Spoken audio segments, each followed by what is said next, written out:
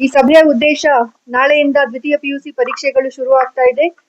So ನಾಡಿನಾದ್ಯಂತ 28/2/26ರಿಂದ 17/3/26ರವರೆಗೆ ದ್ವಿತೀಯ PUC ಪರೀಕ್ಷೆಗಳು ಶುರು ಆಗ್ತಾ ಇದೆ. ಇದು ಮೊದಲನೇ ಪರೀಕ್ಷೆ ಆಗುತ್ತೆ ಈ ವರ್ಷದ್ದು. ಈ ಪರೀಕ್ಷೆಗಳು ನಮ್ಮ ಜಿಲ್ಲೆಯಲ್ಲಿ ಸುಮಾರು 26,954 ಮಕ್ಕಳು ಬರಿತಾ ಇದ್ದಾರೆ. ಈ ಪರೀಕ್ಷೆಗಳು ಬೆಳಗ್ಗೆ 10 ಗಂಟೆಯಿಂದ 1 ಗಂಟೆವರೆಗೂ ನಡೆಯುತ್ತೆ. ಯಾವುದು ನಮ್ಮಲ್ಲಿ ಸೂಕ್ಷ್ಮ ಕೇಂದ್ರ ಇಲ್ಲ. ಒಟ್ಟು 43 ಪರೀಕ್ಷಾ ಕೇಂದ್ರಗಳಿದ್ದಾವೆ. ಧಾರವಾಡದಲ್ಲಿ 16, ಹುಬ್ಬಳ್ಳಿಯಲ್ಲಿ 18, ಅಳ್ನಾವರದಲ್ಲಿ 1, ಕಲಘಟಗಿಯಲ್ಲಿ 2, ಕುಂದಗೋಳದಲ್ಲಿ 3, ನವಲಗುಂದಲ್ಲಿ 2 ಮತ್ತು ಅನ್ನಿಗೇರಿಯಲ್ಲಿ 1.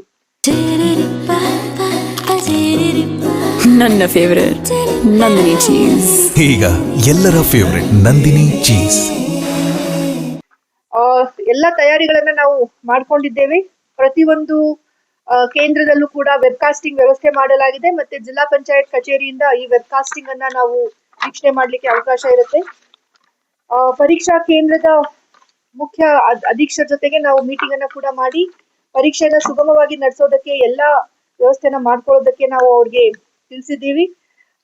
ಪರೀಕ್ಷೆ ಕೇಂದ್ರದ ಸುತ್ತಮುತ್ತ ಇರುವಂತಹ ಏನು 200 ಮೀಟರ್ ಜಾಗ ಇದೆ, ಅದನ್ನ ನಾವು ನಿಷೇಧಿತ ಪ್ರದೇಶ ಅಂತೂ ಗುರುತಿಸಿ ಅಲ್ಲಿ ಸೈಬರ್ ಸೆಂಟರ್, ಜೆರಾಕ್ಸ್ ಸೆಂಟರ್ಗಳೆಲ್ಲಾನು ಎಕ್ಸಾಮಿನೇಷನ್ ಮುಗಿಯೋವರೆಗೂ ಅನ್ನ ಕ್ಲೋಸ್ ಮಾಡ್ಲಿಕ್ಕೆ ನಾವು ತಿಳಿಸಿದ್ದೀವಿ.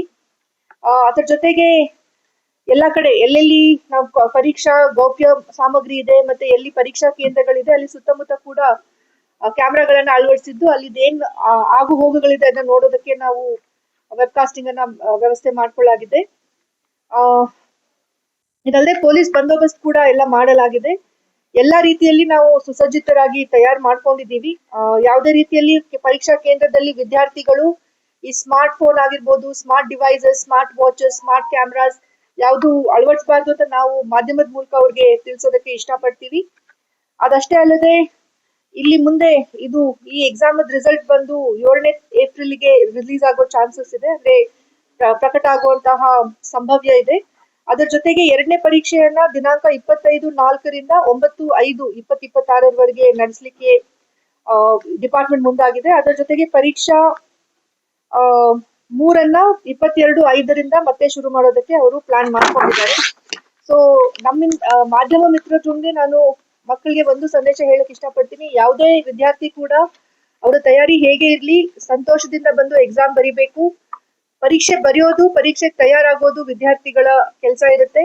ಅದರ ರಿಸಲ್ಟ್ ಏನಿದೆ ಅದು ಮುಂದೆ ಬರುತ್ತೆ. ಅವರು ಯಾವುದಕ್ಕೂ ಹೆದರ್ಬಾರ್ದು, ಸಂತೋಷದಿಂದ ಬಂದು ಎಕ್ಸಾಮ್ ಬರಿಬೇಕು. ಆ ನಿಟ್ಟಿನಲ್ಲಿ ಅವ್ರಿಗೆ ಒಂದು ಸುವ್ಯವಸ್ಥಿತ ಎಕ್ಸಾಮಿನೇಷನ್ ವಾತಾವರಣವನ್ನ ಕ್ರಿಯೇಟ್ ಮಾಡ್ಲಿಕ್ಕೆ ನಾವು ಯತ್ನಿಸಿದ್ದೇವೆ. ಯಾವುದೇ ಅಂಜಿಕೆ ಇಲ್ಲದೆ ಒಂದು ಟ್ರಾನ್ಸ್ಪರೆಂಟ್ ರೀತಿಯಲ್ಲಿ, ಒಂದು ಎಥಿಕಲ್ ರೀತಿಯಲ್ಲಿ ನಮ್ಮ ವಿದ್ಯಾರ್ಥಿಗಳು ಬಂದು ಎಕ್ಸಾಮ್ಸ್ ಅನ್ನ ಬರೀಲಿ ಅಂತ ನಾನು ಕೋರ್ತಾ ಇದ್ದೀನಿ. ಮತ್ತೆ ಎಲ್ಲಾ ವಿದ್ಯಾರ್ಥಿಗಳಿಗೂ ನಾನು ಮಾಧ್ಯಮ ಮಿತ್ರರ ಮೂಲಕ ಒಂದು ಶುಭವಾಗ್ಲಿ ಅಂತ ಕೋರೋಕೆ ನಾನು ಇಷ್ಟಪಡ್ತೀನಿ.